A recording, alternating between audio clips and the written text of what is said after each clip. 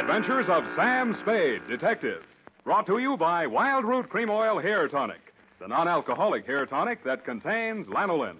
Wild Root Cream Oil, again and again, the choice of men who put good grooming first.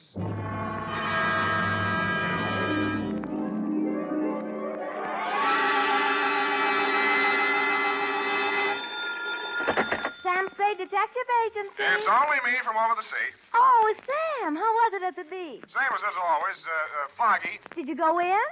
Well, I was up to my neck from the first rumble. If you mean did I go in the water, I did. Was it cold? I didn't notice. I was too busy landing a corpse. Oh, Sam, what a coincidence. I was just reading my new library book. Yeah? And it's all about a body in the water, pushed over a cliff. Mm-hmm. And there's a strangest girl in it with a strange mother. Figures. And she drinks, the girl, and runs away with a chauffeur. That rich people. They can't do that. They're stealing my material. Oh, no, Sam, no. It's by Owen Fitzstephen. He's very well thought of. Mother always understands his plot. Not tonight, she won't. Stay where you are, Angel. I'll be right down to dictate my report on the critical author caper.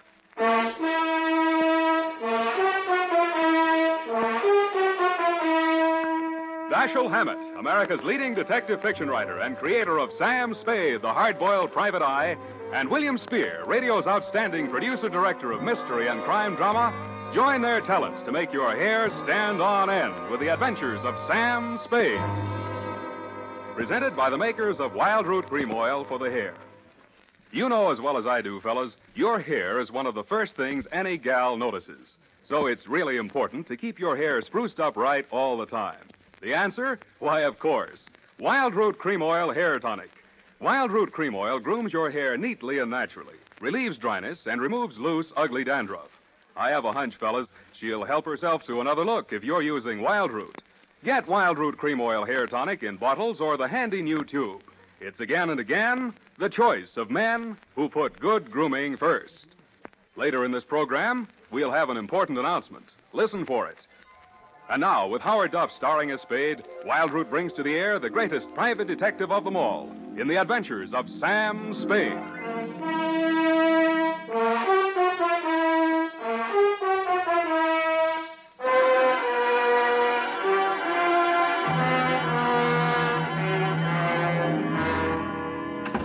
I'm looking over Oh, the phone. oh, Sam.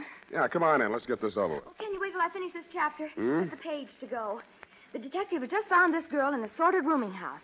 He had this fight with her boyfriend and boinged him. Boinged him? And now butter wouldn't melt in her mouth. But I don't trust her. What's the name of the book? Morgue Fruit. Morgue Fruit. His last was A Spindly Stiff. That was about this neurotic nurse who was in love with her employer. Effie, And how she long got have you been reading this kind of trash? What's not trash, Sam? Oh, he really makes his characters live. And I love his detective. He's real hard-boiled, like in Dashiell Hammett. Dashiell, damn it. Mark your place and come in. All right, Sam. Oh, dear. Ready? Yes, Sam. Oh, I can hardly wait. That's the way I like you, eager. To finish the chapter, I mean. Please. I wonder what she's up to. She's guilty, of course. Of course, but what of? You can read it when I'm finished. Oh, my goodness, we've got a report to get out, and here we are chattering about books. Date, August? I will give the date. Yes, Sam. Date? Fill it in. To Missing Persons Bureau, San Francisco Police. Attention, Sergeant Schwartz from Samuel Spade, license number 137596. Subject, Gabriel Leggett. Dear Dave, I should have handed it over to you at the start, but you know me, I'm greedy. I cashed the check she'd sent me as a retainer without consulting my better judgment. Gave the money to Effie to pay bills without batting an eye. Borrowed a dime car fare from the corner newsboy without collateral. And arrived in front of the Leggett Mansion on Nob Hill without the foggiest notion of what I had been retained for. I'm Gertrude Leggett, Mr. Spade. It's about my stepdaughter, Gabrielle. She's been missing since the funeral. Whose funeral was that, Mrs. Leggett? My husband, Gabrielle's father. That was nearly 3 weeks ago. She came to me afterwards and said she was going down to Quesada, to our country place, for a few days, that she wanted to be alone with her grief. But I discovered that she never arrived at Quesada. Do I make myself clear, Mr. Spade? Yeah, except for one thing. Why do you want her back? First, she may do something to disgrace me. She'll undoubtedly try her best to do so. Secondly, unless I get her signature to some papers, in accordance with her father's will, I can't go on living in this house. Furthermore... That's okay. You've convinced me. Now, when she left, what did she take with her? Just one piece of light luggage, and her liquor case, of course. She drinks, you know. Well, it's not my place to disapprove. I merely thought it might help you to know. Well, we could case all the bars in town, but it'd take a lot of time and a lot of money. Besides, I'm on the wagon. Well, you might talk to Eric, my chauffeur. He drove her to the station, or says he did. Where do I find him? Let's see. 10 o'clock. He'll be loitering down the hall somewhere in the neighborhood of the linen closet, helping the upstairs maid fold the sheets. I'd knock first if I were you and avoid embarrassment. Thanks for the tip. Oh, mind if I have a look at your stepdaughter's room? Eric will give you the key. I'm not allowed one. Figures. Larry. Oh, baby.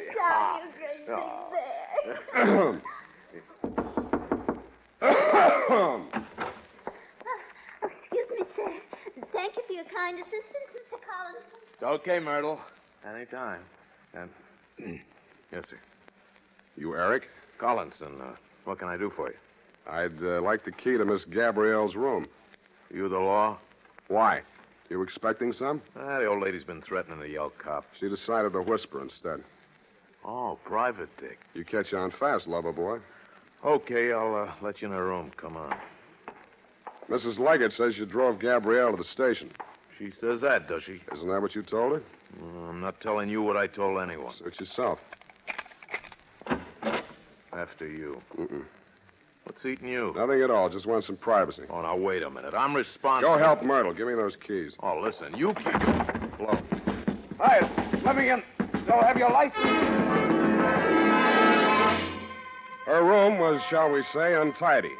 The mirrored dressing table was chipped around the edges, and arranged helter-skelter across it between two polo pony bookends was a mess of books. 3 odd volumes of the Harvard 5-foot shelf, a horse breeder's gazette, and a bunch of detective novels. I picked one up and opened it to the title page. It was called Morgue Fruit, and it was by Owen Fitzstephen, author of The Corpulent Cadaver, The Spindly Stiff, and The Kiss-Off. It was autographed to the author's great and good friend, the late Edgar Leggett. The signature looked familiar, but it didn't look like a lead. Neither did anything else in the room. I started to unlock the door with the key on the ring I grabbed away from Eric, and the light caught the smooth side of a Christopher medal. It was engraved for Eric, forever, Gabby.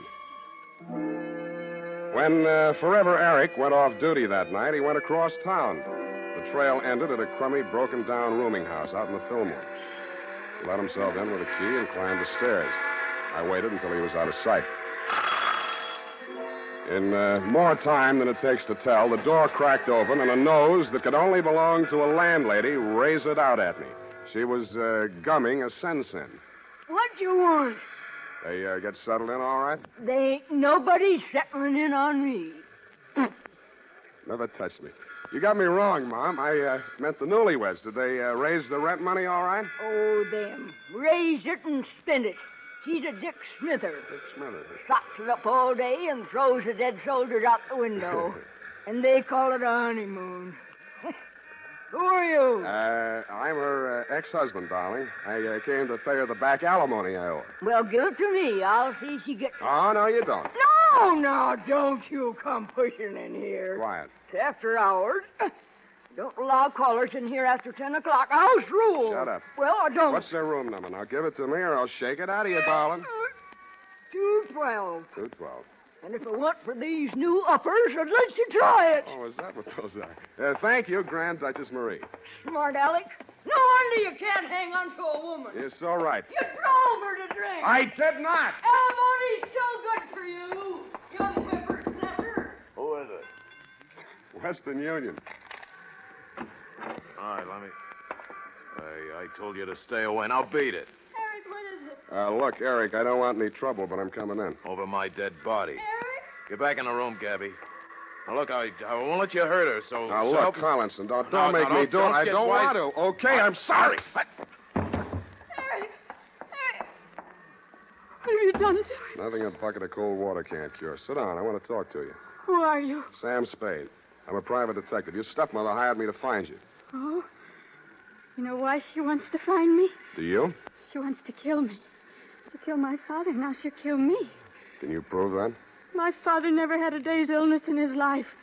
She could drink 3 quarts of brandy in any evening. Do you believe a man like that could die of heart failure? Frankly, I could. Now she's starting the same kind of talk about me. She wants to railroad me to the insane asylum. Do I seem crazy to you? No. A little nervous, maybe. This idea you have about your father's death. Talk some more, will you? All right. I'll tell you the whole thing. But I gotta have a drink first. Hey, I can't get the top off. Give me a hand, will you? Sure. You need a corkscrew for this one. Yeah, I think there's one down there in the cupboard. I don't see one. Back in the corner. A little farther. There. No, there's nothing in... Hey!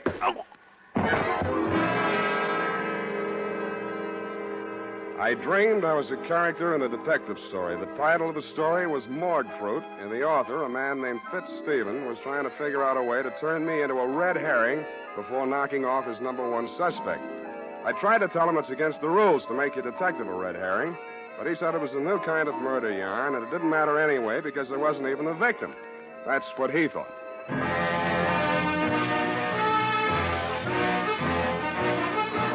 The makers of Wild Root Cream Oil are presenting the weekly Sunday adventure of Dashiell Hammett's famous private detective, Sam Spade.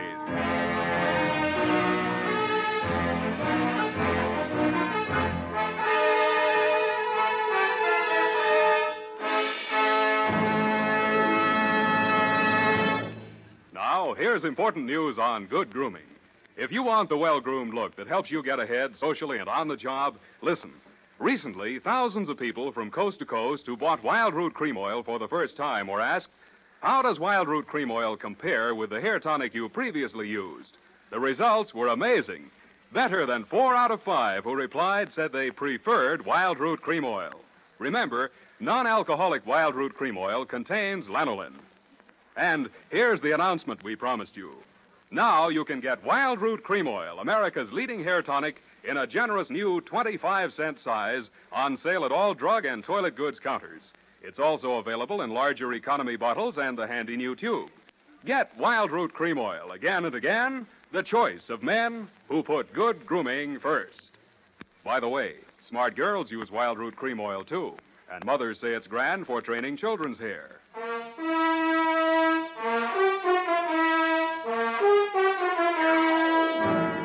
And now, back to the critical author caper. Tonight's adventure with Sam Spade.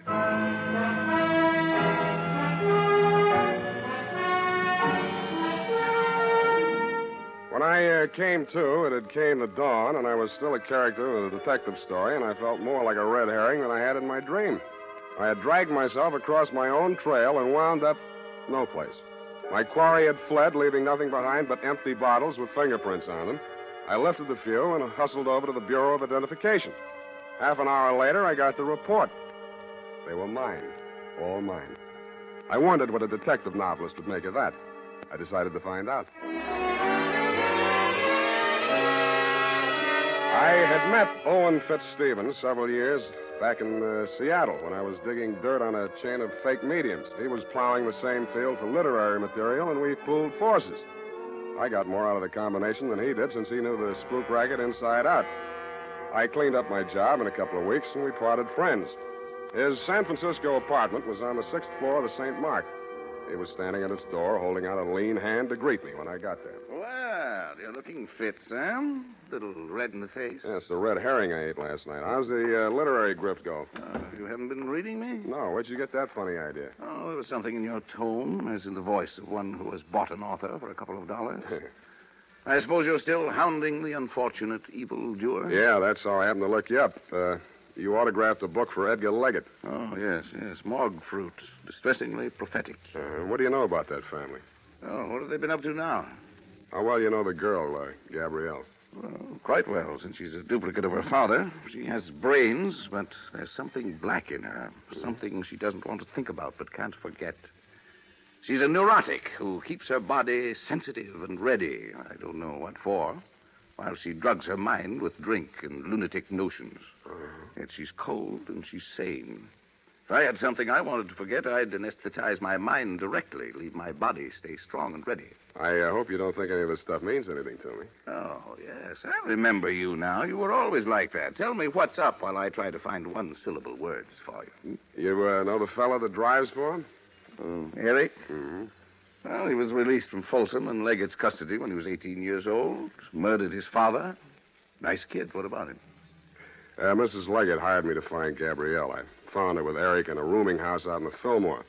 She begged me to save her from her stepmother's murderous schemes, then she knocked me cold. Well, that's trivial, dull. I've been thinking of the Leggett family in terms of Dumas, and you bring me a piece of Jim Crackery out of O. Henry. If I were writing this, Gabrielle would kill her stepmother, or dupe Eric into doing it for her. No, that won't do. Not sufficient motive. Murder has to have a motive, you know. Why? She's insane, isn't she? I wonder. Are you saying that carelessly, or do you really think she's off? Well, I don't know. She's got a kind of a wild look about her. Her eyes shift from green to brown and back without ever settling on one color. How much have you turned up on her in your snooping around, Owen? Are you who make your living snooping, sneering at my curiosity about people and my attempts to satisfy it? No, we're different, Owen. I do mine with the object of putting people in jail, and I get paid for it, though not as much as I should. But I do mine with the object of putting people in books, and I get paid for it, though not as much as I should. Yeah, but what good does that do? Well, what good does putting them in jail do? Relieves congestion. You put enough people in jail, and cities wouldn't have any traffic problems, n'est-ce pas? Well, then all you have to do is to wait till one of them kills the other and put the survivor in jail. It's simple. Yeah, but who's going to kill who? Perhaps they both have plans, both Gabrielle and her stepmother. Looks as if you'd have to guard both of them. I think I'll settle for my client. As far as Gabrielle's concerned, her husband ought to be able to watch out for her. Her what? Husband. She and Eric got married. Oh. Well, now there you are. You didn't tell me anything about that. Lord knows how much else there is you haven't told me. Pardon me. Don't go away. Telegram. Sign here. Oh, thank you. There you are. Thank you, sir. Now, I wonder what... Good Lord, this is positively corny. Listen to this, Spade. I appeal to you as a friend of my dead husband. Come immediately, Sunset Hotel, Quesada. Trouble, danger. Do not communicate. Gabrielle must not know. Signed, Gertrude Leggett. Spade. Yeah? Did you have this wire sent to me as a prank? I was just going to ask you if you sent it to yourself as a prank. I have it. The key to the whole thing. It's a red herring.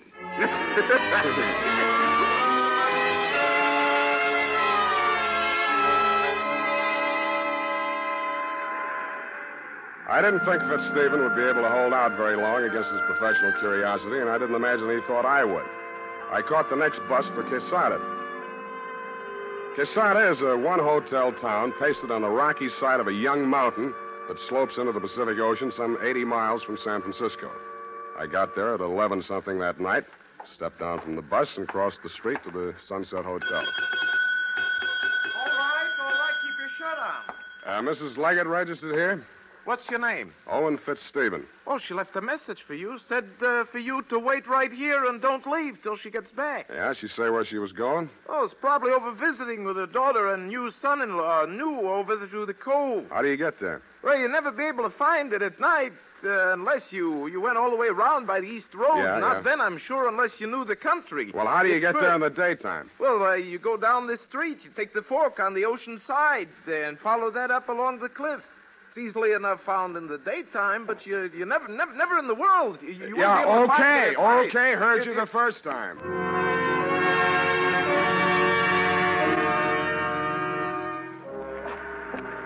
So I waited until morning. Stupid me. I found the road out to the point, but it had never really been a road. The side of the ledge became steeper and steeper until the path was simply a narrow shelf on the face of the cliff. The cliff that sheared off 150 feet or more to ravel out into the ocean. A breeze from the general direction of China was pushing fog over the top of the cliff, making a noisy lather of seawater at the bottom. Rounding a corner where the cliff was steepest, I chucked my cigarette over the edge and watched it spin downwards. And that's when I saw it.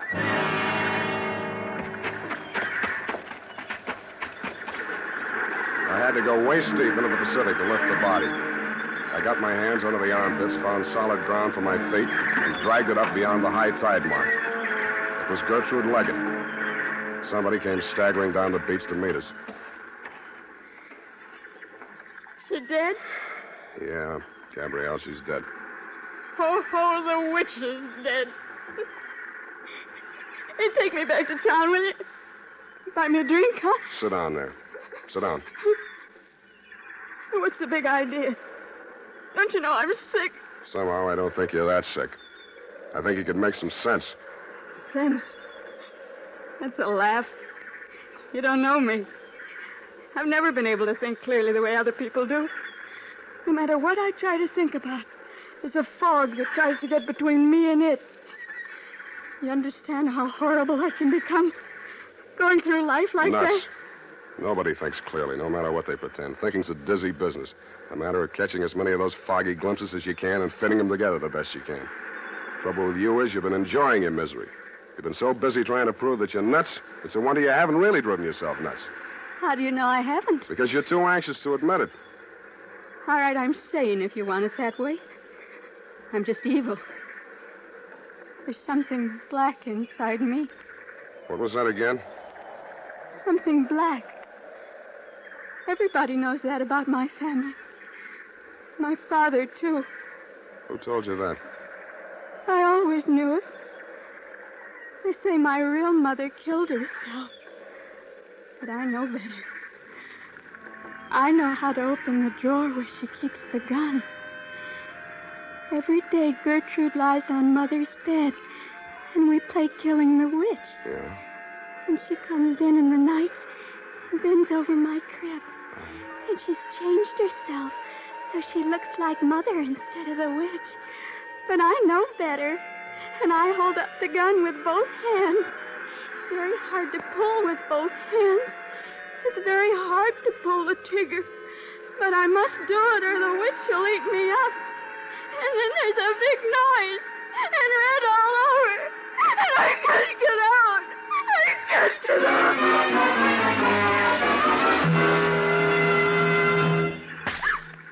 Now listen to me.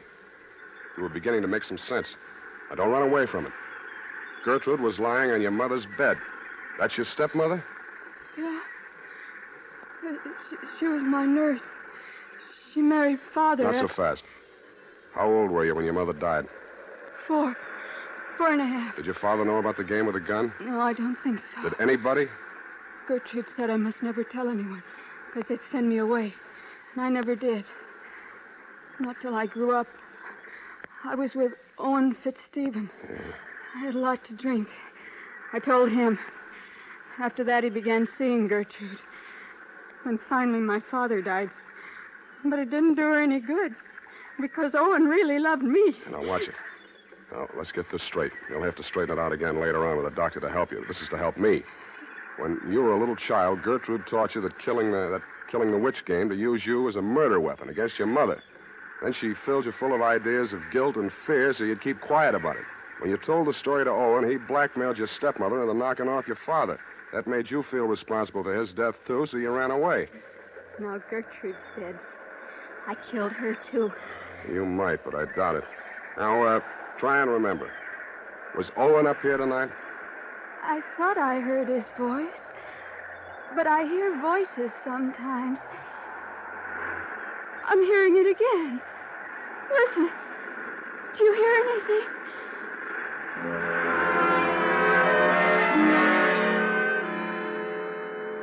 I didn't hear anything but the wind and the beat of the surf at first. But when I did hear the voice, I sent Gabby for a doctor before I investigated. He was pretty badly mangled in the rocks. He'd fallen nearly as far as he'd pushed Gertrude, but was still alive. I made him as comfortable as I could, and finally he opened his eyes. Hello, Sam. You messed yourself up good. Yeah. No more rocks for me. Not unless you make Alcatraz. You know, I had half an idea when you came to see me in San Francisco that you were secretly nursing some exceptional, idiotic theory. Thanks, Owen, but I never had any theory. The whole thing dropped into my lap. Don't be too sure of that. Understand, at present, I admit nothing. Later on, if I'm forced to, the very number of my crimes crimes will be to my advantage, on the theory that nobody but a lunatic could have committed so many.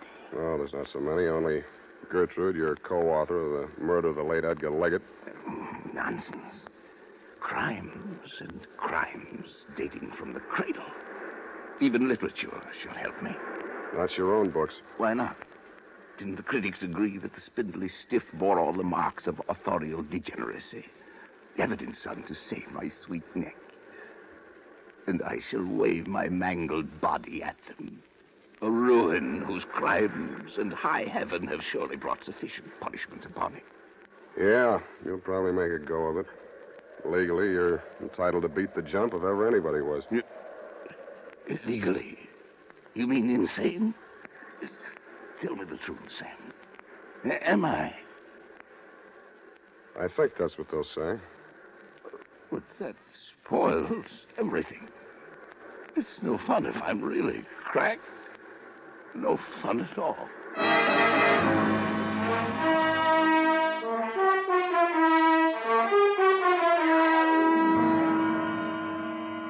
Period and a report. Well, it just goes to show, doesn't it? Now, there you go again, Effie. I mean, if anything like that happened in real life, you wouldn't believe it. You mean if anything like that happened in fiction?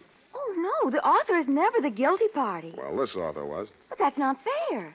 The author is never supposed to be guilty of... You're right. any... You're right, Effie. He shouldn't be even a suspect. Maybe a red herring, but... Type that up, Effie. Oh, all right, Sam. Anything else, Sam? Yeah, phone the drugstore and order some red herring. I mean, some aspirin.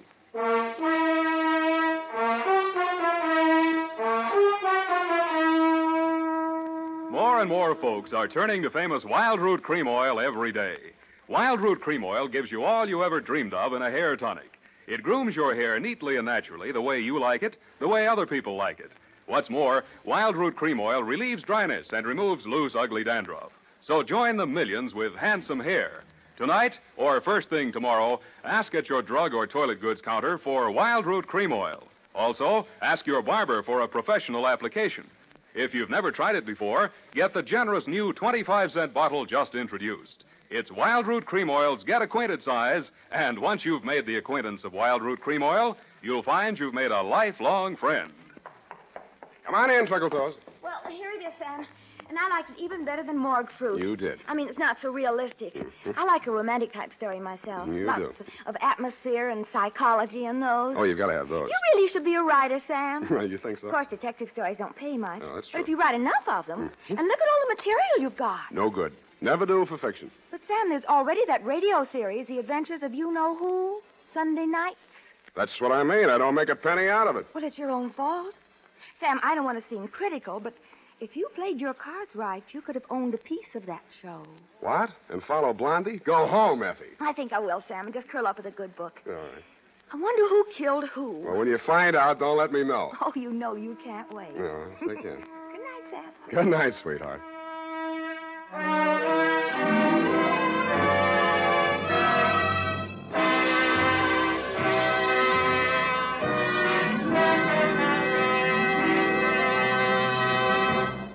The Adventures of Sam Spade, Dashiell Hammett's famous private detective, are produced and directed by William Spear. Sam Spade is played by Howard Duff. Lorene Tuttle is Effie.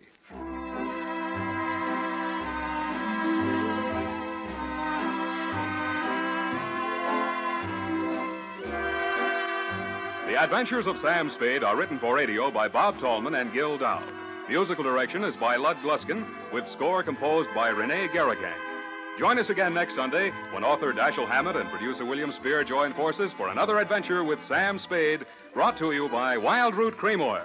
Again and again, the choice of men who put good grooming first. This is Dick Joy reminding you to get Wild Root Cream Oil, Charlie. It keeps your hair in trim.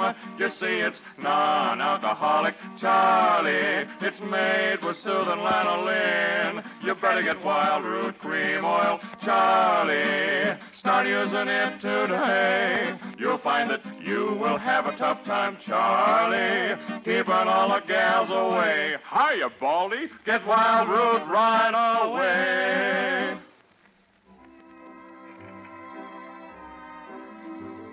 This is CBS, the Columbia Broadcasting System.